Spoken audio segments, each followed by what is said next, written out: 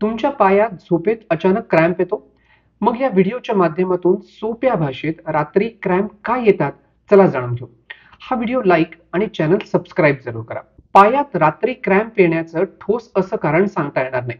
दिवसभरात खूप ऍक्टिव्हिटी यामुळे पायाचे स्नायू थकलेले असतील किंवा नसांचा त्रास असेल तर क्रॅम्प येऊ शकतात. पायात क्रॅम्प येतो म्हणजे सोप्या शब्दात पायाचे स्नायू अचानक आकुंचन पावतात. क्रॅम्प हा काही सेकंद किंवा काही मिनिटं राहू शकतो.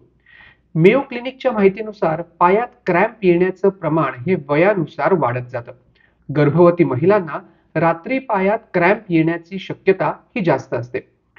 क्लिव्हलंड क्लिनिकच्या माहितीनुसार 60% प्रौढांना रात्री झोपेत पायात क्रॅम्प येतात, तर मुलांना पायात गोळा येण्याची शक्यता ही 40% आहे. 60 वर्षावरील 33% व्यक्तींना रात्री झोपेत 2 महिन्यातून एकदा तरी क्रॅम्प येतोच. पायात क्रॅम्प येण्याच्या 4 पैकी 3 प्रकरणात क्रॅम्प रात्री येतो. मग याची कारणं काय आहेत?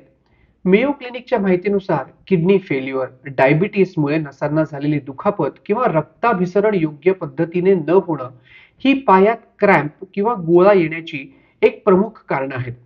पण क्लिव्हलंड क्लिनिकच्या माहितीनुसार दिवसभर बसून राहणं म्हणजे आपण डेस्क जॉब करतो, पायांच्या स्नायूंचा खूप जास्त वापर करणं, सिमेंटच्या जागेवर खूप जास्त वेळ उभं राहणं किंवा काम करणं, शरीराचं पोश्चर योग्य नसणं अशी ही काही पायात क्रॅम्प येण्याची इतर कारणं आहेत.